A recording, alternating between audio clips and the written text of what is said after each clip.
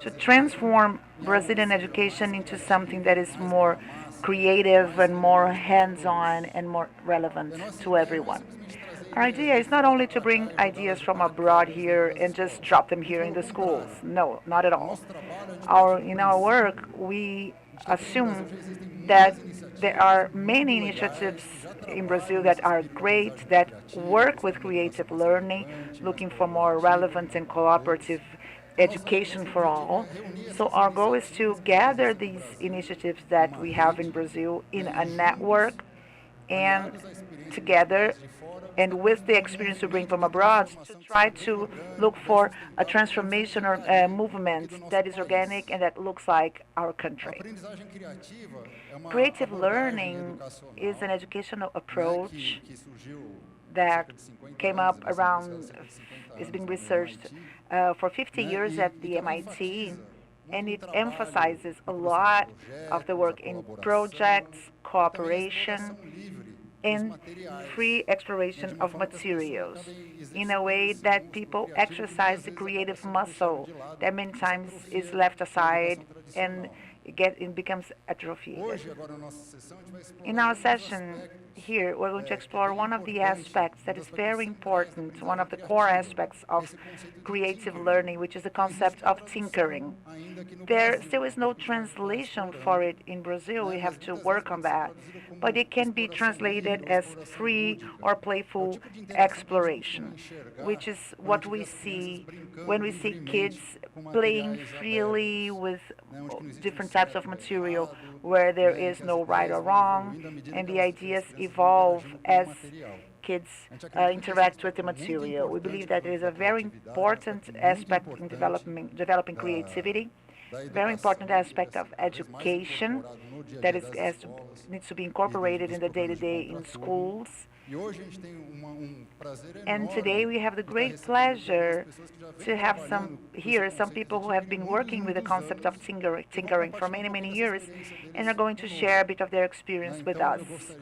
So I'd like to invite, we have Sebastian coming from San Francisco, where he works at the Tinkering Studio within a very interactive museum, which is the Exploratorium in San Francisco. He's going to talk to us for around 20 to 30 minutes about his experience in these past years. And then I'm going to invite Paola from the Catalisador Institute that has developing these ideas in Brazil, and Cássia, also a researcher developing ideas in this area. Each of them is going to give a brief presentation. And then we're going to sit here as a panel to exchange ideas and open for questions from the audience. Okay? Great. So I'd like to invite Sebastian to the floor to talk to us about the experience from the Tinkering Studio. A apresentação dele vai ser feita em inglês, então, por favor, coloque o seu foninho e boa viagem. Okay, does this work? Hello? Perfect. Olá. Boa tarde. Those are my two Portuguese words I know. I'm trying to learn. Farofa, I also know another word. I'm super excited to be here in Brazil in the first time in São Paulo. And I'm very excited to share the stage with Paola and Cássia, who are doing really great tinkering work here in Brazil. I want to talk a little bit about tinkering. And I'm not here to tell you to throw out all the learning experiences you might have had in your student life through presentations or in classes or demonstrations. But I want to ask the question, what are we missing if we don't expose kids directly to scientific phenomena, to artistic processes, to real tools, and to materials?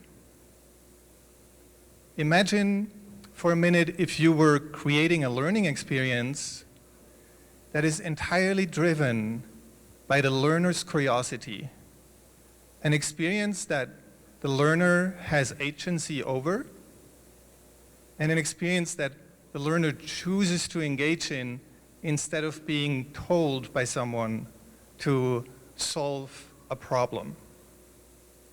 So this is what we decided to do in the Tinkering Studio, which is part of the Exploratorium Science Center in San Francisco. We set out to do that 15 years ago. Let's see if here it works, great. And this is a picture of one of the first tinkering experiences we set up. We invited everyone to work with cardboard, create games, create everything they liked. And we realized that the visitors to our science center really engaged in this, and they continued to play with this for a long time. And we also had questions from educators who saw this, and their question was one, maybe you have heard this question too, I don't know. They said, it looks like fun. Well, this looks like fun mixed with horror, actually, in this picture. But, and so people say, it looks like fun, but what are they learning? Are they learning? And so this points to something that a lot of people think, which is that real learning cannot be fun. But it can. And sometimes people even think when something is really boring and not engaging, then a lot of learning must be going on. So we decided we want to work on that and clear up this big misconception. And so why are we doing tinkering at the Exploratorium and have been doing it around the world in over a decade? It's because we do tinkering as an approach to learning. We really think that people think differently when they actively engage with their hands in making something. And we want to provide an experience where kids are invited to do something that they don't know yet how to do. They engage in, they work their way through it. They might have some tangents, they might have some failures in between, but they make it through and they work out the problems as they go. And this is a very serious endeavor for us. This is serious learning for us, and it also happens to be really engaging because it's in people's nature to work like that and think with their hands. A reminder that there's so much more to learning than just learning facts. In today's rapidly changing world, people must continually come up with creative solutions to unexpected problems. Success is based not only on what you know or how much you know, but on your ability to think and act creatively. So I love this quote by Mitch Resnick, one of our collaborators. And it refers also to what now is called 21st century skills. There's more than transferring knowledge. So with this in mind, a quick history of tinkering. And this approach obviously has been around forever. It's in human nature. But there's a history of tinkering in my institution, which is the Exploratorium Science Center, founded 50 years ago. In short, imagine an enormous warehouse that's filled with interactive experiments where we invite people to engage and play with these interactive stations every day. And we see about 1 million visitors a year, adults and kids. So in the Exploratorium, we have been developing exhibits for the visitors. And here you see people, look at those haircuts in that picture. That's like probably in the 70s. And they're working on making a Tesla coil exhibit. And as they do that, they're tinkering. They try to figure out how to make this experiment. In the center, you see an artist. So we invite artists, and this artist is working on a sculpture related to sound. He's working on something that he's never been taught before. He's trying to figure out sound as he goes. So he's tinkering there. And on the right, you see teachers preparing an interactive experiment for students, and they're trying to figure out how to do the optics there. We love to work with teachers in the Exploratorium and have a program for many years. So there's a lot of tinkering happening there, but we never really let our visitors tinker until we changed our, here you go. Until we changed that. In 2005, we started what we call the Tinkering Studio, and we invited teachers to play with technology and do a workshop where they could follow their own ideas and do their own experiments. Not to learn a specific content, but just to experiment. And you can see in this picture, back in 2005, we were working with cutting-edge technology like the old Scratch software, which was a very new thing back then and not very common. On the right, you see there's a little microcontroller called the Pico Cricket, and this was before Arduinos. So we were inviting people to do these experiments, and it turned out that this got a lot of attention from people in the educator world, and they said, oh, this is an interesting way to do education. Let's try that in the Exploratorium with Exploratorium visitors. Will it do it?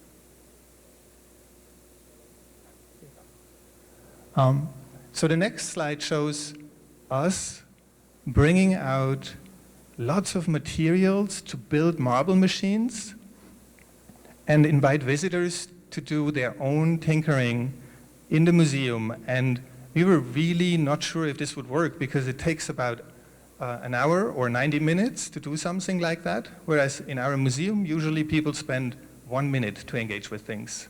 So we really weren't sure. But after many tests, we got it to work, and we had visitors tinkering and making in the museum. And we decided we need a space for that. And so we created, oops, there you go. So we created the Tinkering Studio. I have this here. This is our first tinkering environment. There's a metal sculpture. We invited an artist to make a beautiful arc out of found metal. And I show this to let everyone know, if you want to make a space, just try and do it. We were really amateurs in this. We were really just experimenting, and we just found a way to do it. And so we did this space for the first Tinkering Studio, and then, great. And then this one, maybe it's a little hard to see. This is a cardboard world. We invited artists to make a whole environment out of cardboard where kids could add to the environment, make things out of cardboard. And finally, in 2007, we made a permanent space for tinkering, which, oh, this click. Sorry about my slides not changing so easily. So this is the Tinkering Studio. This is the permanent space we have now. And we invite everyone there to do activities every day. And what we do is we actually do research on learning about tinkering. So we get other people's kids to come, and then we do research on them. So I wanted to talk a little bit more about the learning. And here you can see a tinkering activity which is called marble machines. So we invite visitors to build a marble track and just use simple parts to make something that can send the marble down the wall and do interesting things. And we do that with adults and with kids. They engage with the phenomenon of gravity and motion, and they are always really engaged and focused. And how do we know they are focused? You can see it in the expression of this kid. This is our indicator for focus. It's the tinkering tongue. You see this? I love how he like sticks his tongue out a little bit. Well, this is just jokingly this idea of this is an indicator for learning, but we do think that shows deep focus and concentration when that happens. So I wanted to, for a minute, talk about learning, because we care about learning here. And I'm learning how to use this clicker, so that's great. So learning, there's some misconceptions. people think learning is linear. So that you would start to learn something and then there's a direct path to really efficiently learning it, just one way of learning it, and there's no tracking back or any tangents on that. And we don't think that's true. Another idea is that you could transfer knowledge from someone who already knows to the person who doesn't know yet. You can just take it out of your head and then you give it to the other person. And I don't think that's the case. And a third one is that learning is a finite thing, that you would learn something and then you know it. You will not question that again, you will not ever return to that. So all these three things we think are misconceptions. Instead, we think learning works in a different way.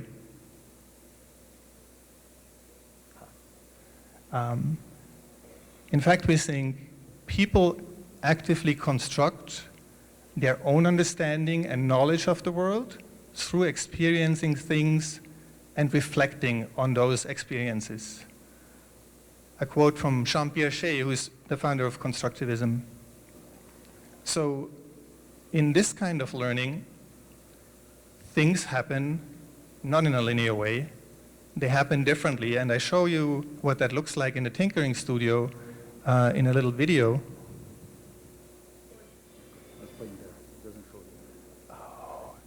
Yay, cool. Okay, so this is learning in the tinkering studio. Kids are building things with their hands, and they are following their own ideas. It's driven by their own curiosity. It's very open-ended, but it's not unstructured. There's testing, there is planning, there's constructing, collaborating. There's, of course, a lot of frustration and failure. Then there are successes, and there are all the 21st century skills in there. They just look a little differently.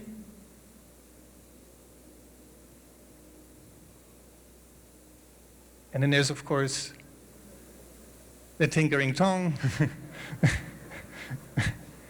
We really see that a lot. I'm not kidding with you.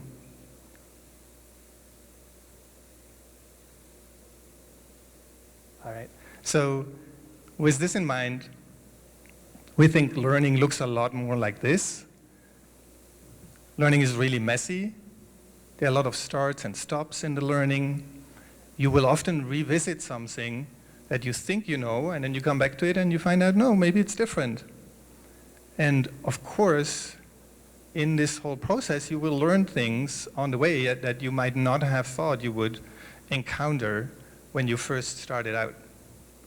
And for tinkering, we think that mess that is in your head that you're trying to figure out is also reflected by messy materials on the table. It's almost that the materials are an extension of that messiness. So when that happens, you will definitely get stuck. And that's by design. That's something that we want to happen. Why? Because you can get yourself unstuck and you can experience the joy of having solved a problem that you yourself have posed. It's one of the joys of learning. So I think there's a lot of joy in learning, and this is one of them. So how do you design learning experiences for that? I just wanted quickly to say something about this. Tinkering always mixes art, science, and technology. So we think these three things, when you combine them, they provide many entry points for people, and they allow problems and challenges to come up. So if you feel like you're doing a little bit of all of that, you're often in a very good spot with an activity. And then if you think about the experience itself, we often use the metaphor of a house. Imagine that this is a space, and in it are all the different experiments you can do with light and shadow, for example. Now think about what would you like that house to be like? you want the house to have a low threshold. That means it's really easy to enter into that house. So it can be as simple as adding a colorful slide in front of a light and making a shadow. It can be as simple as adding a track on a marble machine. So you don't need to know anything beforehand. You can just go and start. Another thing about this house, that is the activity, we wanted to have a very tall ceiling. So you can take things really far. For example, you might start with a marble machine, but you turn it into a whole circus like these kids have done, adding lights and making a whole story about it. Or you could take the same marble machine and add pulleys and make a complex system of motion out of this marble machine. Another thing you could do, we really mean take it very far. I don't know if you can see this image really well. There's an artist we work with, and he makes marble machines out of toothpicks.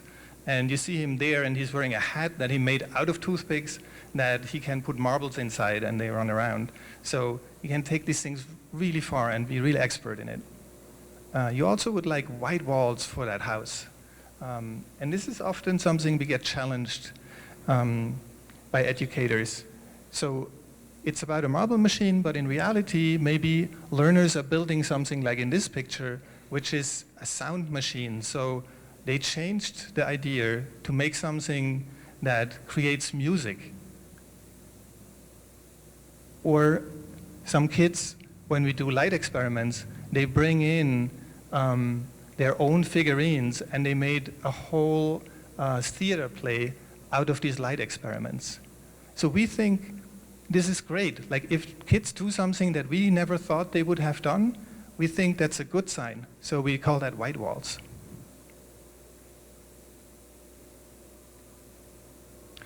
So in all this, just coming back to learning for a moment, in all this, because we know that there is so much learning going on, we wanted to really capture what kind of learning is happening and help a little bit understand what we value in there. So we did research, and we created the learning dimensions of tinkering that describe the valuable aspects of this learning for us. And there are 5 dimensions, and for the first time ever, you're going to see these in Portuguese, because Cássia and colleagues translated them, and so I'm really excited that we have this framework in Portuguese now. I'm not going to butcher your language. I'll read them out in English. So this is initiative and intentionality, critical thinking and problem solving, conceptual understanding, creativity and self-expression, and social and emotional engagement.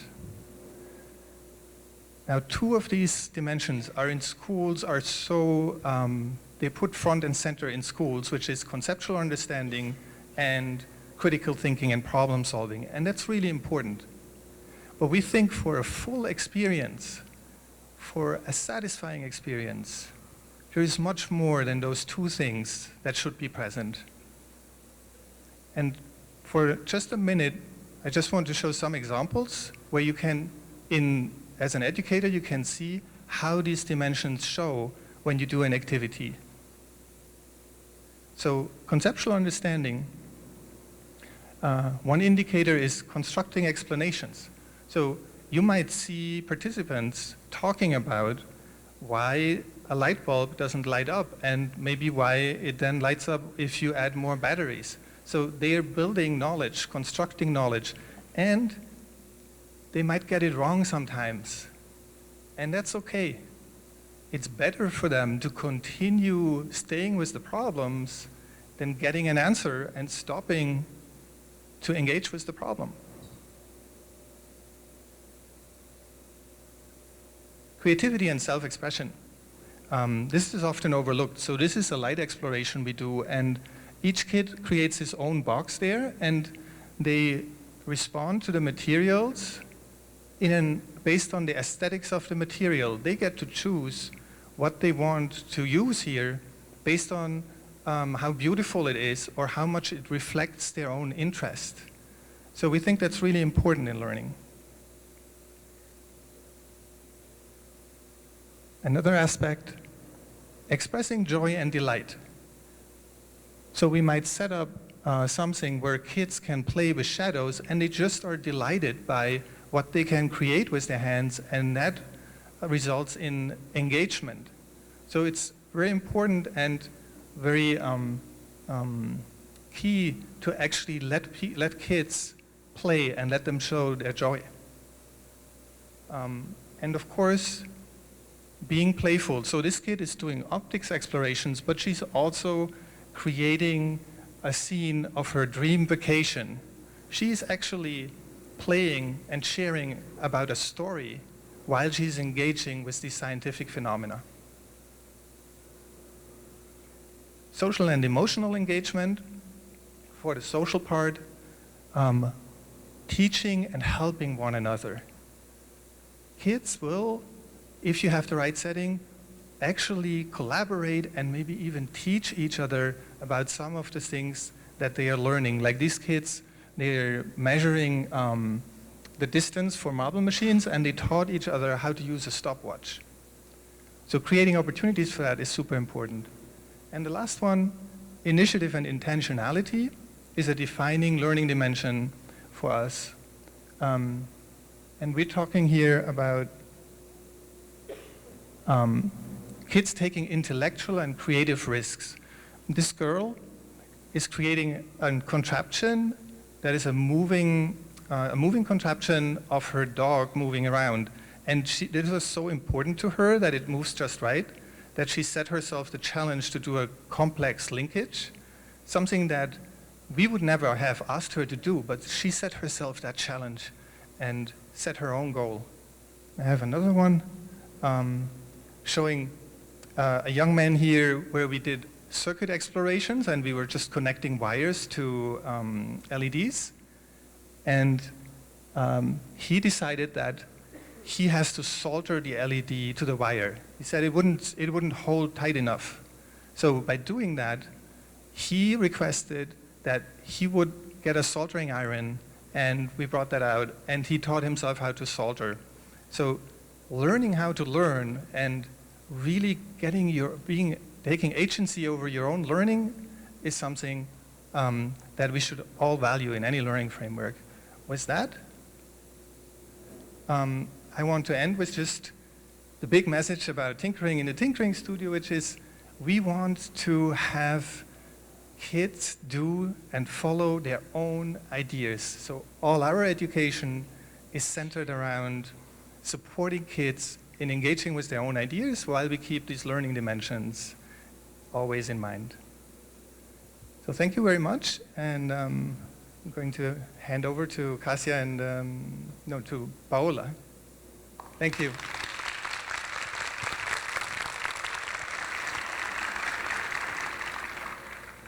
Thank you, Sebastian, for sharing.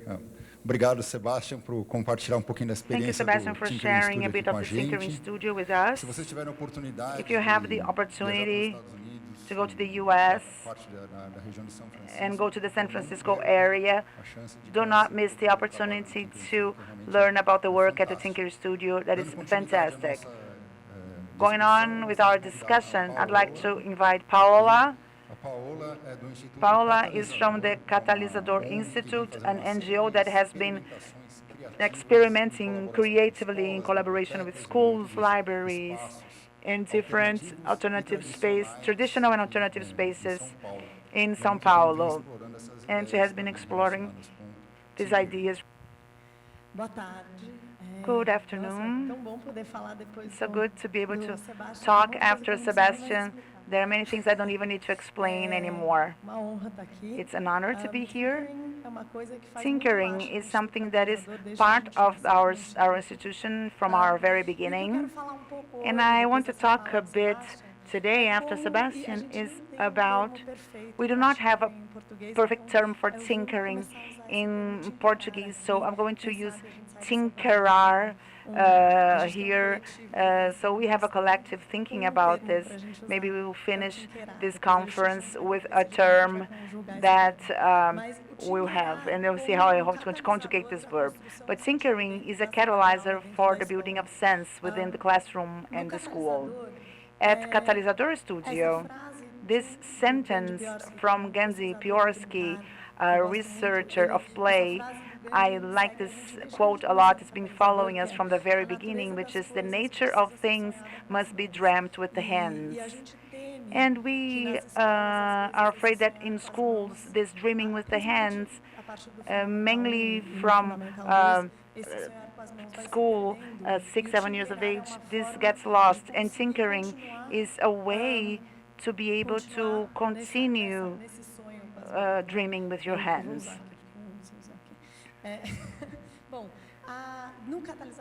In Catalisador, our mission is to work with hands-on practices that allow personal and collective transformations. So this is how we use tinkering as well. When we talk about Catalisador Studio, we think about the idea of the catalyzer as an agent that is there just to accelerate a process or make a process happen more quickly, but all the agents are already there ready to make it happen. In the case of tinkering, we think of tinkering as this catalyzer, this hands-on experimentation as a catalyzer for, in the case of the classroom and the school, a catalyzer for independence, better belonging, a better perception of competence when they're playing and try to invent something. Kids that in a traditional classroom don't feel competent. In a tinkering situation, competence comes up. And in building sense as well. The combination of all of that allows for more motivation and engagement, which is crucial elements for any type of learning. If a kid leaves a tinkering session to a math class and they are feeling more competent, they obviously are going to have a better performance in the math class. And math class shouldn't be dissociated from tinkering, of course. The pillars, all the work of Catalisador is inspired and backed up by creative learning by Michel Resnick and Construction from PAP. And of the 4 Ps, we think of passion, play. We have the other Ps that we like as well, the possibility and belonging, poetry and research. It's much present in tinkering. So these are the elements of tinkering that are much part of creative learning and are very necessary for learning. Instead of just talking about ideas, practical things. We spent 2 years working in 2 public schools in neighborhoods with a high vulnerability index, and the idea in the school was to work with projects and stuff. And for a series of issues, we couldn't work directly with the teachers, and we ended up occupying a space that was the idle space between class. So we created a mini tinkering studio, and the kids that when a teacher was absent, they didn't have time, they would come to the tinkering space within the school. And the type of processes that started happening in this classroom were very interesting. And some teachers starting come to that room because the kids were so engaged and so involved. So in this idle spaces, we'd see kids with all these important elements from tinkering in the beginning. Another example of a practice that we use a lot at Catalisador, which is a methodology that we've been developing in the past 2 years called the inventions wheel. And the invention wheels, the circles, is a circle of reading, followed by a circle of tinkering and a circle of narratives. And in this structure, reading is a micro world for tinkering, and tinkering is a micro world for the new narratives that emerge. And in these invention circles, we also see the possibility for motivation and for the kids, even in different learning moments with different means to get to construct building knowledge, also developing. Both in the free time and in a tinkering situation and in an invention circle that can be implemented with any subject matter or classroom, we talk about 3D drafts. These 3D drafts that work as the structure to create sense. So the kids are deconstructing, constructing, thinking, and in this process they're creating a lot of sense for them, and also having a different relationship with their classmates, with their teachers. So we see in tinkering this very important place of connection.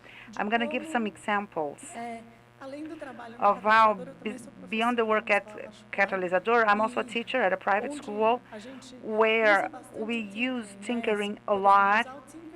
So use tinkering as a provocation for a process to harvest what are the real interests from the kids. Use tinkering as a process of sensitive listening. If there is something important happening in the community, in the school, this is also a place to collect these important stories. Tinkering to build connections. At the beginning of the year, before you start with the subject matter, why not start with tinkering to build these better relationships?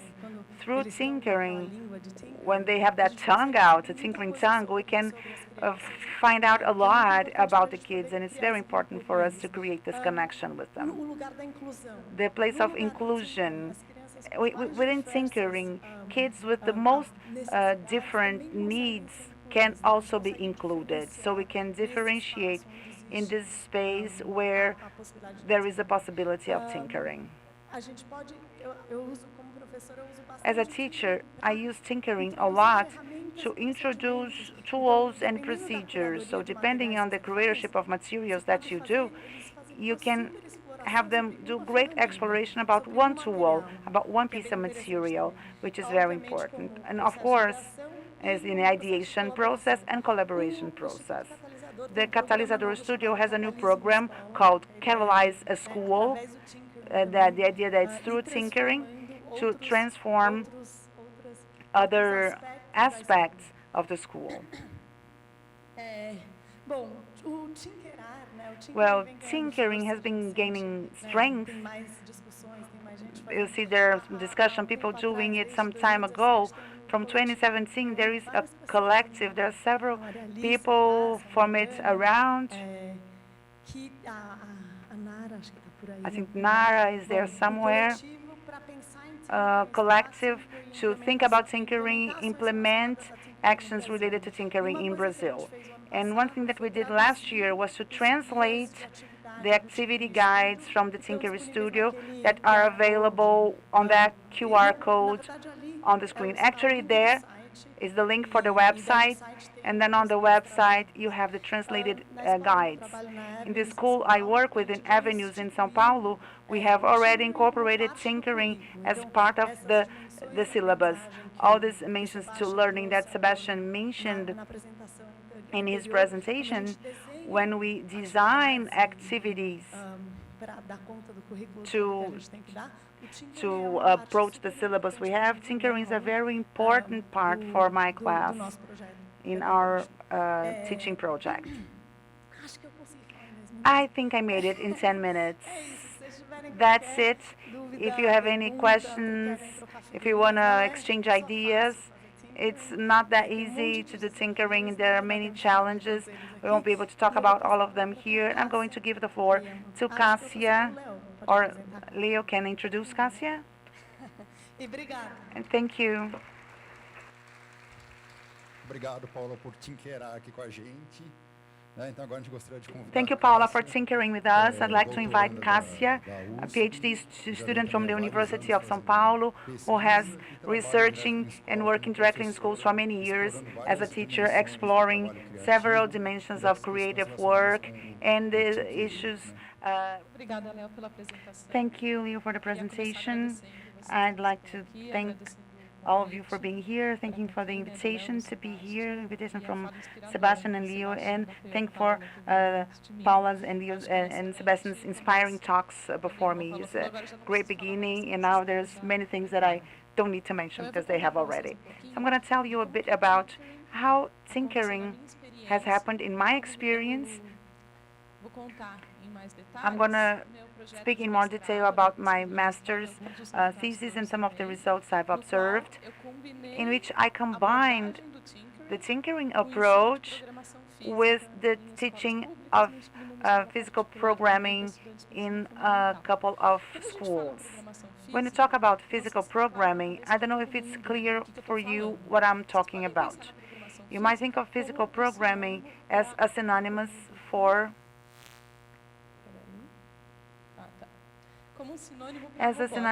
robotics.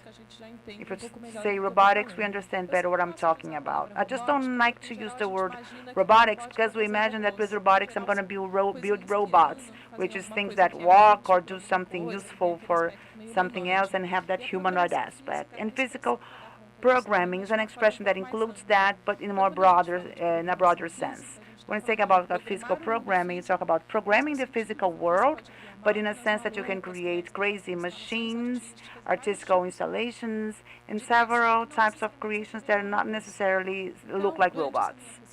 So during my master's degree, I was interested in creating a series of classes about physical programming where students could involve with this content and learn about it, but that would also favor their creativity. For me, physical programming was a very strong tool for the students to be creative, to exercise their creativity, but I needed to be very careful in choosing how I was going to include that to get the result of creativity. It's not just say that it's physical programming or robotics is good for creativity. What is the approach? More than the tools is the way I introduce them. So I based on these three theoretical references, which is constructionism from Simon Pipert, that you also may know, the tinkering approach, and the main references from the Tinkering Studio and the Lifelong Kindergarten, and in reference theoretical reference on creativity that are much in line with the others that talk about the importance of passion and motivations in order to be creative. Based on these references, I created a syllabus of one semester with regular classes. It was during regular class, 30 to 35 students in a class, 90 minutes, for us to learn physical programming together and trying to foster their creativity. And besides the three references that I brought here, also on the back of these are the 4 Ps of creative learning. So it was always from projects that we worked. Here are some examples that I'm going to explain in more detail. Always in collaboration with the peers. Here you can see their hands working together. Always with this playing, I'm create, but I'm also playfully engaged in that creation, and always with passion. So one of the challenges was how to motivate students for them to have passion for what they are doing and building. And this is an experience at Michel's school. He's also here at Siddhartha, and they were the small ones working with some of these materials. When I talk about materials, for me, one of the biggest learnings about how to create this experience that could foster students' creativity was to think, is it worth getting any material, bringing them anything, they would just start creating and engaging a great thing and creating great things? I noticed that no, it was very important to have great curatorship of those materials. And many of the principles that I chose to select the materials I was going to use in my class were 3, mainly. The 2 on the bottom, Sebastian mentioned very well, the low threshold and the broad and the wide walls. Good ways to start. I don't need previous knowledge to engage with that material. And with the same materials, I can build many different things. So each student can find their own way, their own passion, their motivation for consuming the same set of materials. The high ceiling, I think it is important, but as I had limited time, I wanted to focus on these two to be sure that would have interesting initial experiences so they could take on. And the first one, the quick tests. For me, it was very important if I wanted the students to be creative and develop creative thinking, that they could get quick hypothesis tests. The interval of time between what is something, make a test, and get a result was short, because then I didn't have to have a huge creation and plan and do and only test in the end, and then I get frustrated and then I don't want to go back because it took me so long to test that. It didn't work out. I want to do something else. If I do quick tests, my ideas will evolve according to my thoughts, my materials, and the chance of engagement is also bigger. This was one of the kits I created with Nathan. It's the beta kit. We developed our own robotics kit to do everything we needed. And these are some materials. Screws, clothes hangers, conduits, and things that would work well for this quick hypothesis test. And other materials also for kids to bring life and bring their personalities to the project, to be able to connect with personal interest. Felter, cardboard, colorful things. Some examples of projects to illustrate what I'm talking about. One of the things we created in this class were machines of chain reaction. Who has done that here? Can you raise your hands? Have you seen the opening of the TV program Rattenboom? Yeah. So the idea was to have that crazy machine from the TV program, but with sensors and motors and lights that would be opening as a ball would be going around. For that, they need to program, but they also needed to build and create with the materials.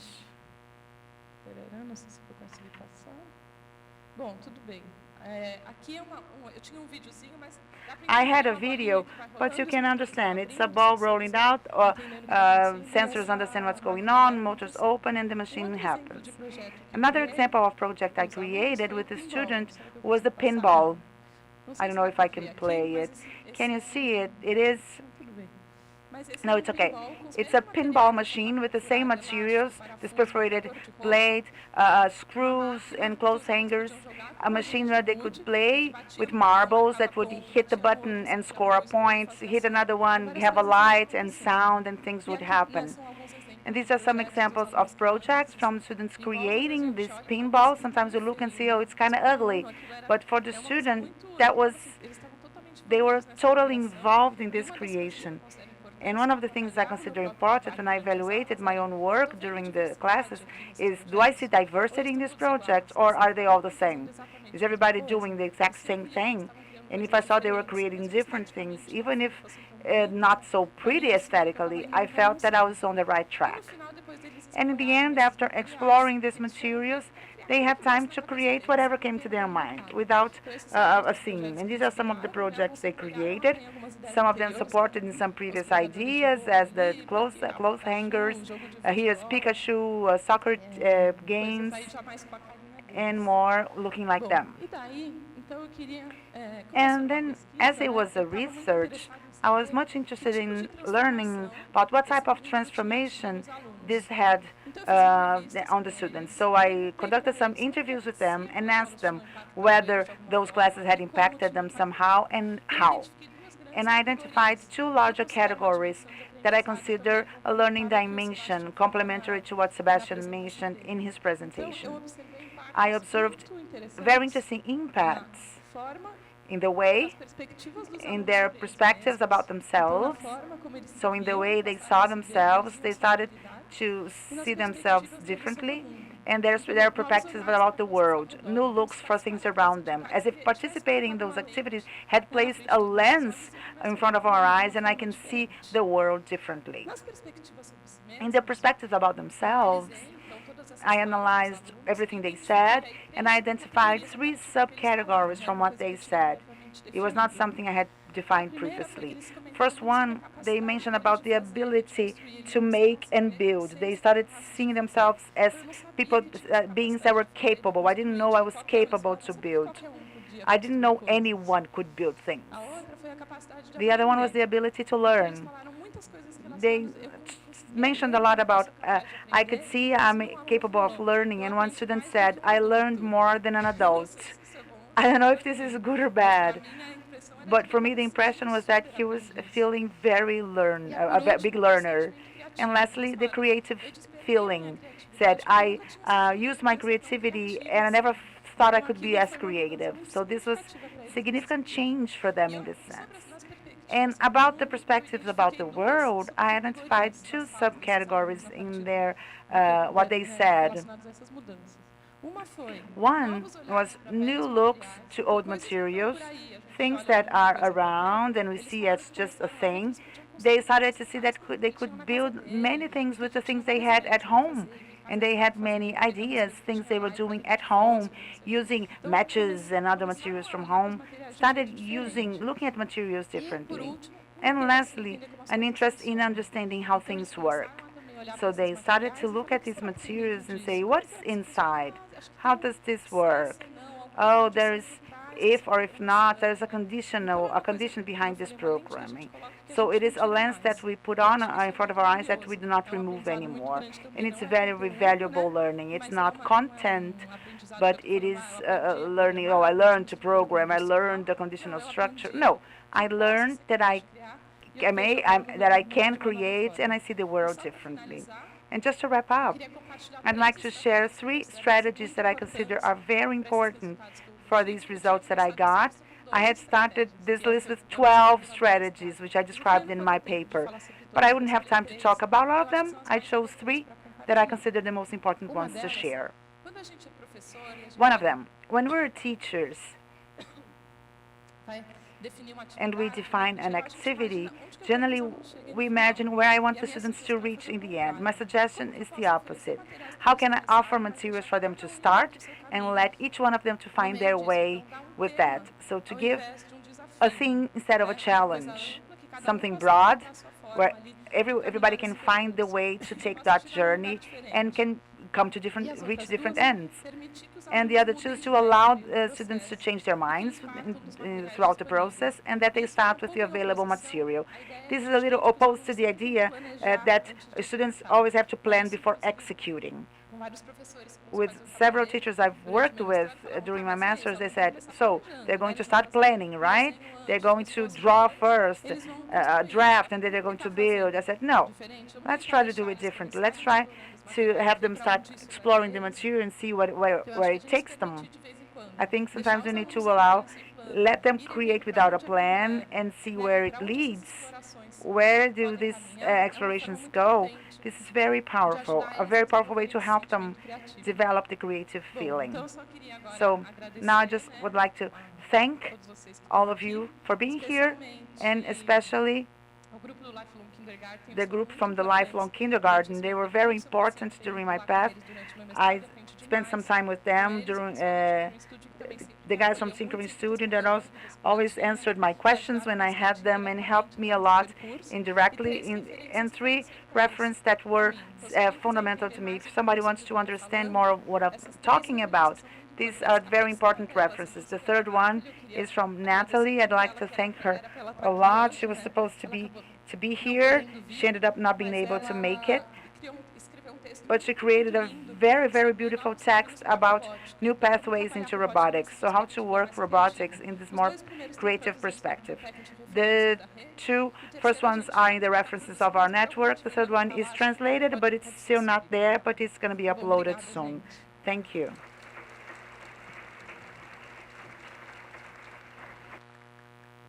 Obrigado, Cássia. Agora eu gostaria de convidar, dando sequência à nossa... Thank you, Cássia. Now, to continue, I'd like to invite our guests. Gostaria de convidar os nossos ilustres palestrantes to invite our guests to come here and talk to us. I have a couple of questions to them, and I'm going to open for you. Bom, tenho umas 2 perguntinhas que eu gostaria de I have 2 questions I'd like to ask them that are relevant for our Brazilian reality. Uma delas que a gente tem escutado One of them is that we have heard a lot talk about the active methodologies. work with projects. We also hear about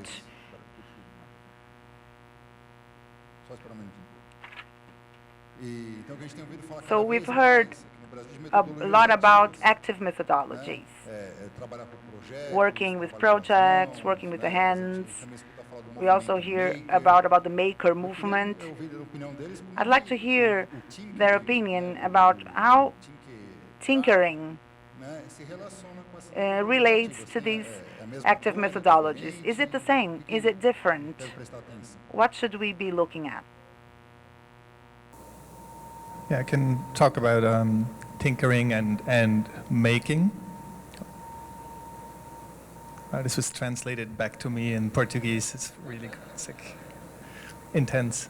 Well, so this question comes up quite a bit. You know, there's making and there's tinkering, and I like to say there is always making in tinkering, but not all making is tinkering.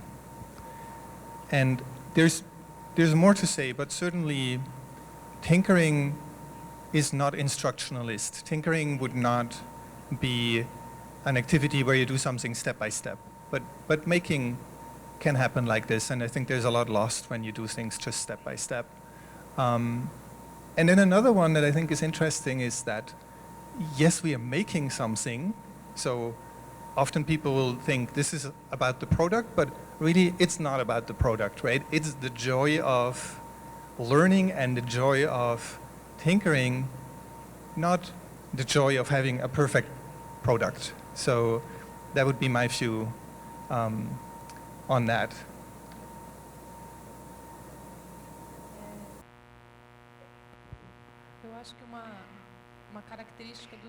I think a feature of tinkering that is not present in all the makers' activities is that you, as I said in my presentation, just let the materials take you and let your ideas guide you.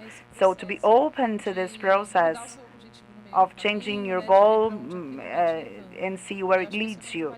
I think this is very valuable in terms of learning, in terms of process. And the maker activities not always allow that. It has to be very intentional for this to happen. About Leo's question about the active methodologies, I think today in placing the student at the core of the learning process more than anything, I see in tinkering maybe more than in making step by step, where the teacher says we're going to build a bridge and we have to reach that place. In tinkering, actually, we see the student's choice. The student is actively making choices while they're tinkering. And they have to solve the problems, because when they're tinkering, they necessarily get stuck and they get to get unstuck. And from this place of getting stuck and unstuck, it's a very active activity. Engagement, asking the person next to you. And then very important in tinkering activities, I think in the context of the school, is to help kids after a tinkering process necessarily to reflect about the tinkering process that they participated. That is very important of these practice in the active methodologies, to place the student at the core of the learning process. So it is a very active process. There's no moment in tinkering when they're just sitting and receiving something. Maybe a safety instruction about a tool, and that's all. But even so, they're going to explore, and if the tool hurts them, it's also going to be active, the exploration of the use of the tool. So it's intrinsically active. Okay, another question. Tinkering seems very cute, very funny, and that places the student at the core. But teachers have a very limited and restricted reality for a series of issues. We get to school in the morning, you have 40 students in the class. We have to develop work related to a predetermined syllabus in 50-minute sessions. Is it possible, does it seem possible to bring tinkering-based activities into the classroom? But where should we start? what type of advice would you give for a teacher that is interested in exploring tinkering with their students to taking this path? Is it worth bringing lots of materials, drop them in the classroom and see what happens? What would be the alternative?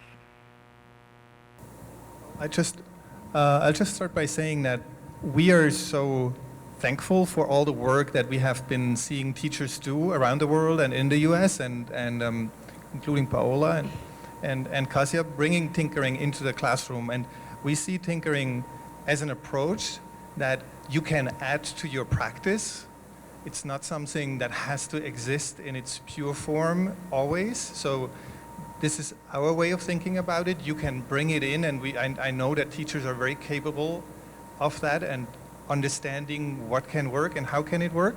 And in the concrete, I think that Paola, for example, can speak to that. How did it work, in your context? I love that you brought inclusion into your talk, where I think you're taking that aspect really far, like letting all learners be part of it. Vou responder em português mesmo. Bom, dicas Well, advice for tinkering in the classroom. Well, depending on how we plan a tinkering moment in the classroom, it can get completely out of our control. Frequently, you need to finish a classroom. The kids have to leave. Parents are waiting. Nobody wants to leave. The classroom is a mess. And there's all the thing about the management of the material. So it is an issue. We have to think about all of this. I think ways to start tinkering in the classroom that do not scare us due to materials, time, and everything I mentioned is maybe to create a corner or a box with materials, a tinkering moment. In my classes, I have several groups that it's so engaging for them that although they use tinkering in other moments, also created once a month you have our tinkering day. And all of them get to my class and ask, is it tinkering day today? So for them to know that these moments exist and the curatorship of material is very important, maybe not have so much material available, because even when you place some restrictions with which materials are going to be used, it's easiest for us to manage all of this, and they end up exploring some materials more deeply. As for the issue of inclusion that Sebastian pointed out, it's exactly that. In that moment, you have the low threshold, the high ceiling, and the white walls. Kids with different abilities and different possibilities, they are going to explore it differently, and all of them will go through an active learning process. So the biggest advice is it seems unstructured, but you need a lot of planning, and it depends on your teaching intention. Depending on what you know, you can have a tinkering corner in the classroom.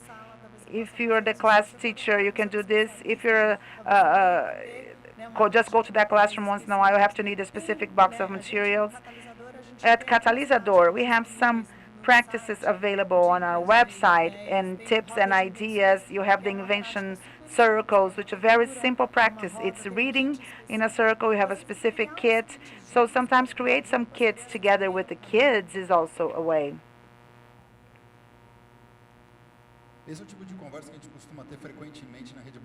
We used to have this questioning frequently in our network.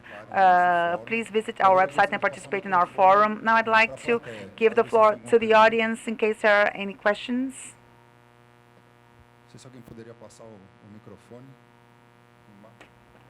Could we have a microphone over here?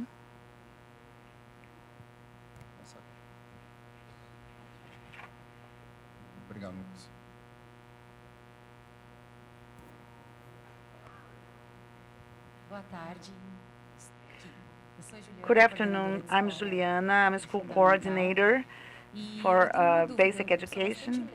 I'm a lame person about the subject, but recently I learned a bit about the STEAM methodology, and I'd like to hear if there is a core difference between the STEAM methodology and tinkering that also comes from creative learning and the maker movement.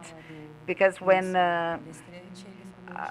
Sebastian gave his presentation, he said that tinkering also involves art, engineering, and technology. And STEAM has also that base on science, technology, engineering, arts, and mathematics. So I'd like to hear if there is a crucial difference, if they come from the same place, and that's it. Yeah, I can speak to that. Yeah, it's a really good question. STEAM is a buzzword in the US for sure. We think that tinkering is more than that in the sense that tinkering is STEAM rich, but it's also learning rich. And so there is, of course, a lot of learning in the sciences, in engineering, but there is also learning how to be together, collaboration, or learning how to work with your emotions and how to leverage social interactions, right? And this is part of tinkering, and there is also STEAM in that. Specifically one thing, and everyone has their own thought about this, STEAM, you know, it was STEM before, it didn't have art, and now there is an A in STEAM. I think there should be a big A and a big S, science and art. I think the A in STEAM is even a little bit too small for me at this point. Any thoughts you might have?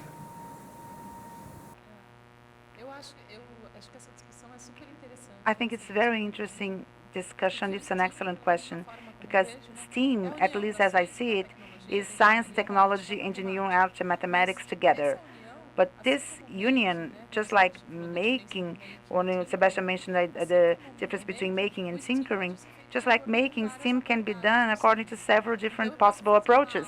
So I can have a class about STEAM that I'm telling the students what to do, setting limits or where they're going to get a defined prompt where this is going. There's not much possibility of exploration. Not that it is better or worse than tinkering, it's a way to do things, and sometimes we need to be quick, and we need other approaches in the classroom so that we can approach the content. I think tinkering is one of the possible approaches to work with STEAM. So I can work with STEAM in different ways, and one of them is in the perspective. Próxima pergunta. Boa tarde, sou Carlos Lima. Good afternoon, I'm Carlos Lima from the Secretary of Education in the state of São Paulo. I'm a fellow from the 2019 from the Young Press program. And my question is, hearing from your experience, what you presented, and also thinking a bit of what Leo said about the issue of the reality of the public schools, we imagine that it is a revolutionary process. It's too revolutionary for us to be able to develop such an activity, such as our colleague, the researcher said, in the experience of being able to create your own syllabus to be able to develop this in the classes. I think the initiative is very interesting if we think that we can develop this proposal aligned with the syllabus. And also thinking about other issues that are also important and that might give material to align the other syllabus and working with interdisciplinary issues, productions that somehow might bring some intervention in the community, for example. Maybe also align with the Sustainable Development Goals that might ensure this activity as one initial proposal. I also think that in child education that has that connected to play, I really like it because that's where we can have more freedom to be able to develop these activities without having to think about more a hard content.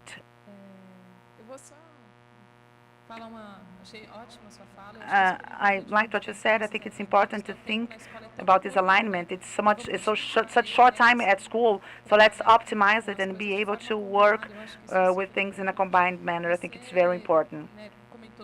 You mentioned the Sustainable Development Goals, syllabus. So one of the experiences of tinkering that I had at the Siddhartha School, together with Michael here in the audience, we worked with the Sustainable Development Goals with kids from 4th grade.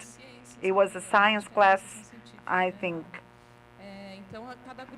So each group would choose one goal to think about, and they created a type of activity. That Tinker Studio has a very interesting guide about how to build those. And Sebastian is going to have a workshop in a while about creating those automates. But kids chose things from those sustainable development goals and made and produced. They were learning about art to decorate them. They were talking about the objectives, reflecting about them and how to express them better. So I think it's possible to do this, and it's interesting to talk with the teachers that are our partners, but actually it demands time, preparation, and a lot of intention to be able to do this in the classroom, and it's not easy. I'm reporting an experience here, but it's not just getting there and saying, now in the science class I'm going to have a tinkering activity, and then I get materials and idea and I'll try that. No, you need a lot of previous work.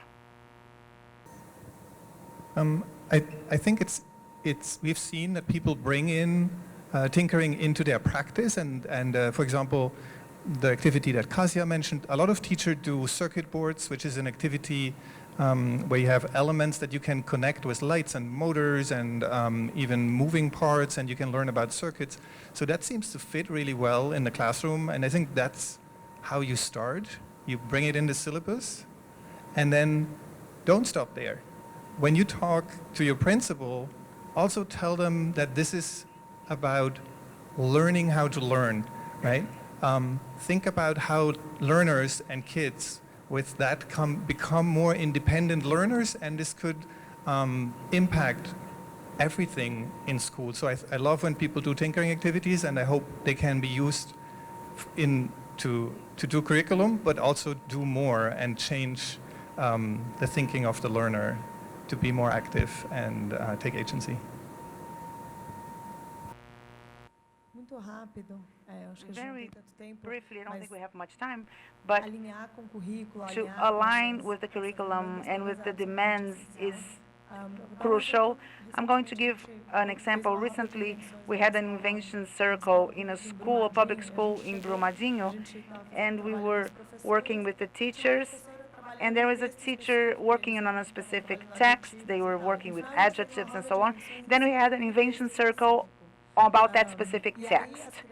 And then the kids had that tinkering moment with a provocation that had to do with the text. And the idea is that after that tinkering moment, there are many possibilities of this to unfold. A Portuguese class, you have some demands in writing, and the kids can translate many of those inventions and those narratives, 3D narratives, into text. So you can extrapolate from tinkering to text. You can extrapolate from tinkering to work with math, specifically depending on their demands in their explorations. So that's it, what Cássia said. It has to be intentional, it has to be well thought through. And sometimes it's going to be, you see a tinkering opportunity at a specific moment and say, this is a time when I could work a specific content using tinkering as the approach.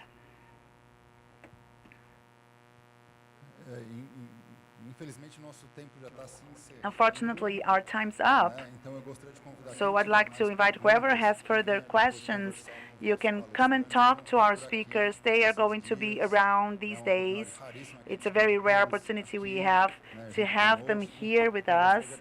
So I'd like to once again thank you for your presence, and thank you for your attention, for your concern with the theme. This is just an initiative, this is a kickoff. I'd again like to invite everybody to be part of our network where this discussion is very frequent. We'd like to go deeper into these themes, and so that they become more day-to-day, that they really become part of our routine within the schools and our students. Thank you, everyone.